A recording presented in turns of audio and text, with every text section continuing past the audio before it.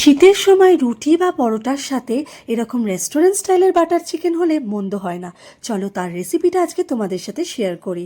প্রথমে চিকেনটাকে ধনে গুঁড়ো, কাশ্মীরি লঙ্কার গুঁড়ো, নুন এবং সামান্য সাদা তেল দিয়ে 30 মিনিট ম্যারিনেট করে রাখতে হবে।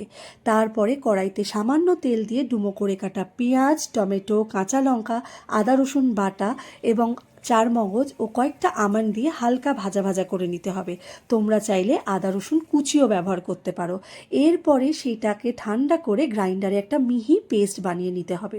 তারপরে কড়াইতে আবারও সামান্য পরিমাণ তেল এবং বাটার দিয়ে আগে থেকে ম্যারিনেট করা চিকেনটাকে ভাজতে হবে। চিকেনের ওপর লালচে ব্রাউন রং চলে এলে সেই যে পেস্টটা তৈরি করেছিলাম সেই পেস্টটা দিয়ে গ্রাইন্ডার ধোয়া জলটা দিয়ে দিতে হবে। এরপরে এই সময় সামান্য নুন এবং চিনি যোগ করতে হবে স্বাদ অনুযায়ী।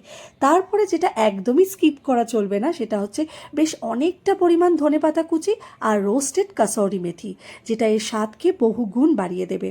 এরপরে পুরোটা রেডি হয়ে যাওয়ার পর সামান্য পরিমাণ বাটার দিয়ে গ্যাস বন্ধ করে স্ট্যান্ডিং টাইমে রেখে দিতে হবে। একদম রেস্টুরেন্ট স্টাইলে বাটার চিকেন তৈরি। অবশ্যই তৈরি করে দেখো এবং কমেন্ট করে জানিও ভিডিওটা কেমন লাগলো।